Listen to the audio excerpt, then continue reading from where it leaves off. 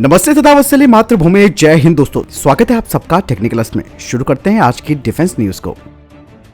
Bharat dynamics limited ने भारतीय सेना के लिए कॉन्कर्स एंटी टैंक मिसाइलों के निर्माण और आपूर्ति के लिए करीबन 3131.82 करोड़ रुपए के अनुबंध पर हस्ताक्षर किए हैं।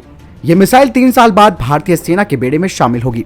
कहा जा रहा है कि बीडीएल की ऑर्डर बुक पोजीशन 11,400 करोड़ रुपए है, जिसमें कॉन्कर्स एम अनुबंध भी शामिल है। बीडीएल की तरफ से कहा गया है कि कॉन्कर्स एम का निर्माण बीडीएल द्वारा एक रूसी ओईएम यानी कि ओरिजिनल इक्विपमेंट मैन्युफैक्चरर के साथ लाइसेंस समझौते के तहत किया जा रहा है। मिसाइल को अधिकतम सीमा तक स्वदेशी बनाया जाएगा। बीडीएल ने मित्र देशों को निर्यात के लिए कॉन्कर्स एम मिसाइल की भी पेशकश की है। आपको बता दें कि कॉन्कर्स एम एक दूसरी पीढ़ी की mechanised infantry anti tank guided missile है, जो विस्फोटक पदार्थ से लैस बख्तरबंद वाहन को खत्म करने में सक्षम है।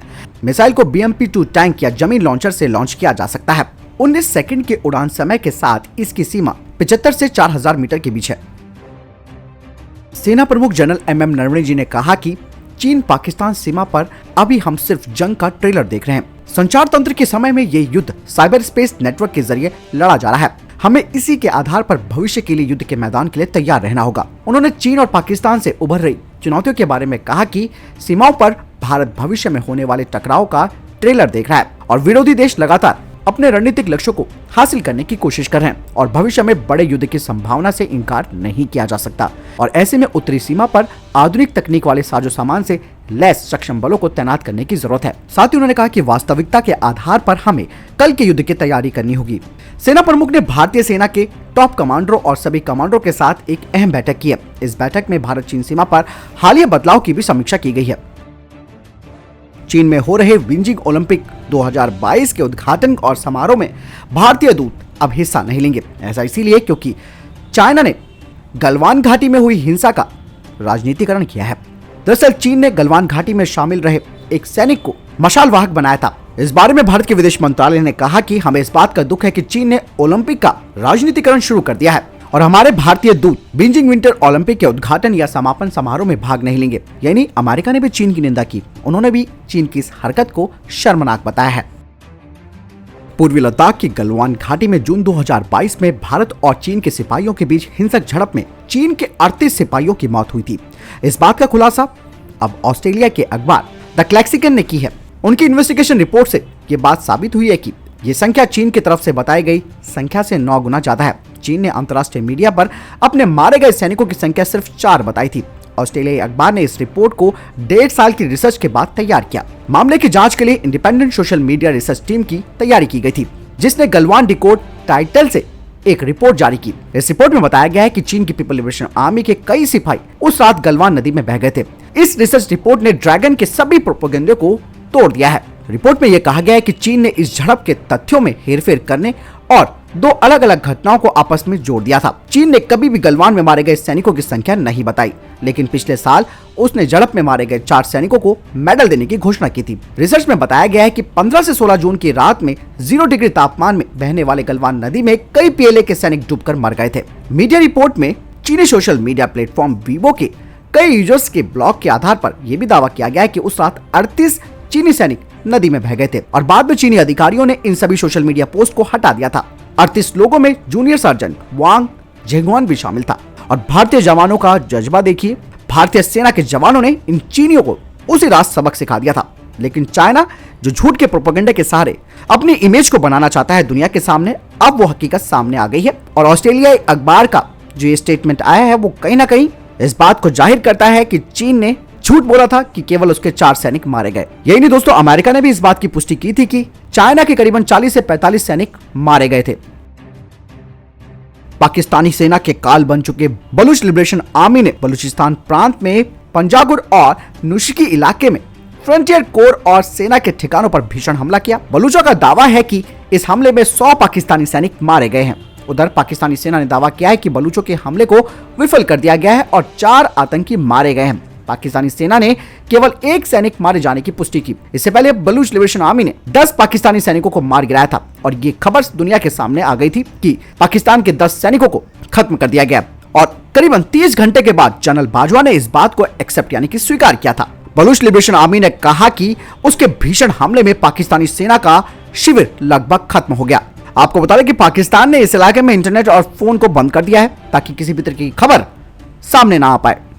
बलूच लिबरेशन आर्मी ने यह साफ तौर पर कह दिया है कि पाकिस्तानी सेना का हमले को विफल करने का दावा भी झूठ है। दोस्तों, पाकिस्तानी सेना ने बलूचों के साथ जो अत्याचार किया है अब वो चरम पर आ चुका है और ऐसे में अब वहां के लोगों ने हथियार उठाकर इन्हीं को जवाब देना शुरू कर दिया है।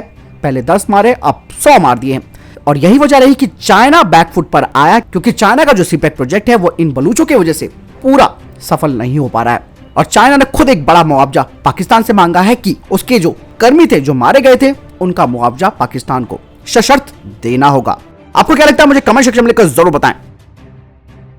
पूर्वी यूरोप में रूस और यूक्रेन के बीच जारी तनाव के बीच परमाणु बम गिराने में सक्षम रूसी बॉम्बर Tu-95 स्कॉटलैंड में ब्रिटेन की सीमा के पास पहुंच गया है। रूसी विमानों को अपनी ओर आता देख ब्रिटेन ने अपने सबसे खतरनाक टाइफून विमानों को रूसी बॉम्बर का पीछा करने के लिए लगा दिया। कहा जा रहा है कि 2 Tu-95 बॉम्बर और 2 समुद्री निगरानी विमान Tu-142 ब्रिटेन की सीमा के पास उत्तरी समुद्र में पहुंचे थे। यह घटना कई मिनट तक गतिरोध का कारण बनी रही और बाद में रूसी विमान बिना ब्रिटेन की हवाई सीमा में प्रवेश किए वापस लौट गए।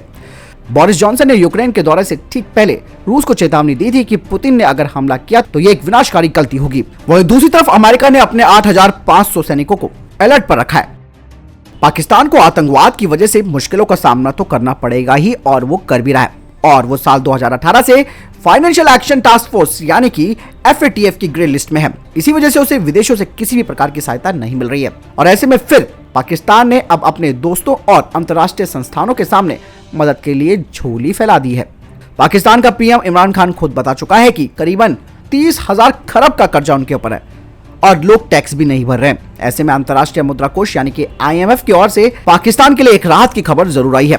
अंतर्राष्ट्रीय मुद्रा कोष ने पाकिस्तान के लिए अपने $6 अरब के रुके हुए कार्यक्रम की छठी समीक्षा को पूरा करने की मंजूरी दे दी है। इसके साथ ही IMF नकदी की कमी का सामना कर रहे पाकिस्तान को लगभग $1 अरब के ऋण की तत्काल एक किस्त जारी करेगा। यही नहीं, पाकिस्तान को ब्लैकलिस्ट होने का भी खतरा सता रहा है और इसी वजह से कई जो विदेशी वित्तीय संस्थान है और इन्वेस्टर है वो पाकिस्तान में इन्वेस्ट नहीं करना चाहते। जाहिर तौर पर पाकिस्तान को अगर अपने आर्थिक कंगाली से बाहर आना है तो टैक्स वसूली बढ़ाने के साथ साथ आतंकी फंडिंग पर काबू पाना होगा। भारतीय कोस्ट गार्ड को 9वां और 10वां ध्रुव एडवांस लाइट हेलीकॉप्टर मार्क 3 मिल गया है जो कि 845 स्क्वाड्रन कोची में शामिल किया गया है। यह हेलीकॉप्टर आधुनिक surveillance radar, electro optical pods, medical care unit और हाई इंटेंसिटी लाइट के अलावा मशीन गन से लैस है। भारत में फ्रांस के राजदूत इमैनुअल लेनी ने कहा कि इंडियन एयरफोर्स काफी खुश है राफेल विमानों से और इसी की तर्ज पर इंडियन नेवी भी राफेल M को ले सकती है। उन्होंने कहा कि INS हंसा शोर बेस फैसिलिटी जो कि गोवा में है वहां पर राफेल M ने अपना बेहद उम्दा प्रदर्शन किया और वो अपने मैक्सिमम टेक ऑफ क्षमता के साथ उड़ा, जिसमें कि 4 मिसाइल, 2 ड्रॉप टैंक और एक एंटीशिप मिसाइल थी। तो अगली अपडेट नेपाल को लेकर आ रही है। कैलाली जिले में भारत से लगी सीमा पर 9 पिलर्स यानी कि 9 स्तंभ करनाली और मोहना नदियों में बह गए। कैलाली जिले में 101 किलोमीटर लंबी सीमा पर सशस्त्र पुलिस बल की 18 चौकियां हैं जो सीमा की सुरक्षा के साथ साथ इन पिलर्स का निरीक्षण, निगरानी और सुरक्षा करती है। कहा जा रहा है कि भारत की सीमा से लगे 2 मुख्य और 7 छोटे स्तंभ नदियों में बह गए। दोस्तों, इस खबर का सामने आना इसलिए भी जरूरी है कि नेपाल जो कि चीन के उकसावे में आकर भारत पर यह आरोप न लगा दे कि हमने उनके पिलर्स गायब किए। जिस तरीके से चाइना ने उसके काफी पिलर्स उसी के सामने हटा दिए ताकि ऐसा आरोप प्रत्यारोप वो हमारे ऊपर ना लगा सके, इसलिए इस बारे में जानकारी दी गई है। तो दोस्तों, ये थे अभी तक के टॉप डिफेंस और स्पेस अपडेट। वीडियो के सामने कोई प्रश्न, जवाब या आपका कोई सवाल है कमेंट सेक्शन में लिखकर जरूर पूछ सकते हैं। मिलता है नई वीडियो के साथ। चैनल सब्सक्राइब करना ना भूलिएगा। जय हिंद, वंदे मातरम।